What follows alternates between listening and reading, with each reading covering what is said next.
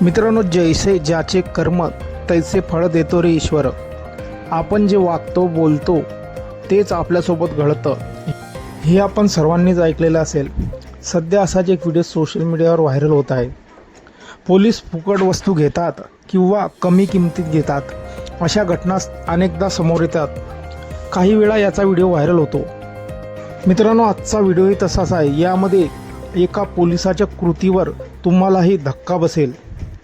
Police फुकट वस्तू घेतात किंवा कमी किमतीत घेतात अशा घटना समोर येतात. याचा व्हिडिओ व्हायरल झालेला आहे.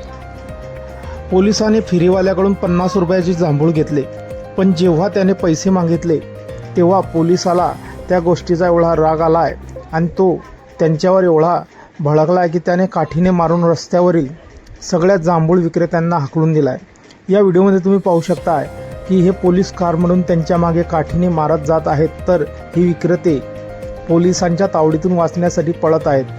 पोलिसांनी पकडलं, आपल्या जांभळाचं नुकसान केलं तर पोटावर पाय येईल या विचाराने ही विक्रेते भर रस्त्यात जांभळाची गाडी घेऊन पळत आहेत. मित्रांनो, सोशल मीडियावर हा व्हिडिओ अरहंत नावाच्या एक अकाउंटहून शेअर करण्यात आला आहे. यावर आता नेटकरी वेगवेगळ्या प्रतिक्रिया देत आहेत. एकानं म्हटलं आहे, शेवटी हिशोब कर्माचा होतो, तर दुसरा म्हणतोय गरिबाला दिलेला त्रास पुन्हा फिरून येतोच. तर आणखी एका युजरनं म्हटलं आहे, जैसे ज्याचे कर्म तैसे फळ देतो रे ईश्वर. अशा प्रतिक्रिया या व्हिडिओवरती येत आहेत. मित्रांनो, आपली काही प्रतिक्रिया असतील या व्हिडिओबद्दल आपण कमेंट बॉक्समध्ये देऊ शकतात. व्हिडिओ आवडल्यास व्हिडिओला लाईक, जे मित्र चॅनलवरती नवीन असतील त्यांनी चॅनलला जरूर सबस्क्राईब करून घ्या. मित्रांनो, धन्यवाद.